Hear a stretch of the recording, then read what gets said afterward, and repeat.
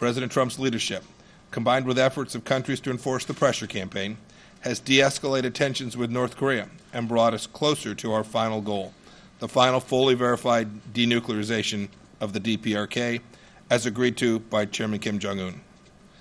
Last week's summit between President Moon and Chairman Kim yielded another positive step forward, but the President remains resolute.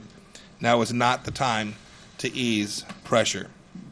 And of course, I'm speaking in secular terms here. To set a date certain would be foolish, but make no mistake about it, the conversations that we're having are important. They're putting the opportunity to complete the denuclearization in place, and we will continue at every level to have those conversations. Some of them you will all be aware of, some of them you won't know are taking place. Security Council resolutions that demanded that these are the UN Security Council resolutions that demanded that North Korea give up its nuclear weapons program and even more broadly its nuclear capabilities. Those aren't United States demands, they are the United Nations demands, and we're working to assist in implementing them and to help Chairman Kim get to the right place to honor the promise that he made to President Trump in Singapore. Korea give up its nuclear weapons program.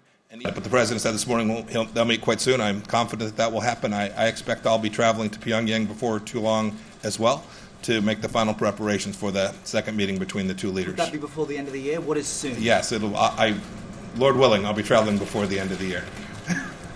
Its nuclear capabilities. Those aren't United States. We expect the full, complete, verified denuclearization of North Korea, and until such time as that occurs, the economic sanctions, the sanctions that have been put in place by the United Nations Security Council will remain in place. That's the core proposition that the President agreed to in Singapore, and it's the one we're going to continue to honor through the whole process. And it's always possible here in... We're coming at this from a different direction. We're bringing the two senior leaders, the individuals who can actually make the decisions that will move this process forward, bring them together so we can continue to make progress towards what the UN Security Council has demanded and what Chairman Kim has promised he would do. That's the effort. There remains work to be done. There will be some time before we get to complete denuclearization for sure, but we've been at this the other way for an awfully long time and failed and put America in the position it finds itself today at risk from North Korean nuclear weapons. And wouldn't it be ludicrous to have another meeting with Kim Jong-un if you don't have the details in place? Absolutely not. If we can continue to make progress and have conversations, I think there's enormous value in that. Invoking the 25th Amendment to have the president removed from office. Were you ever involved in any of those discussions? Literally, I have never once been in the White House where that conversation has happened. I am not aware of any cabinet members that are even talking about that. It is completely and totally absurd.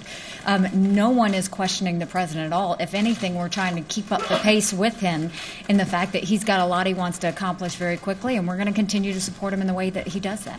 I've been with the administration since the beginning, too. No discussion with me about the 25th Amendment anywhere either, so you can now report that there are two senior leaders that have said that your question was ludicrous. If it's so ludicrous, why did the Deputy Attorney General have discussions about it behind the scenes? I find the question ludicrous. I've been involved. I've been at the center of this administration, along with lots of other folks, from virtually day one. I think it was actually day 3 or 4. I've never heard anyone talk about it, whisper about it, joke about it in any way. I've been in a lot of meetings with a lot of senior officials from this government. Is that tomorrow?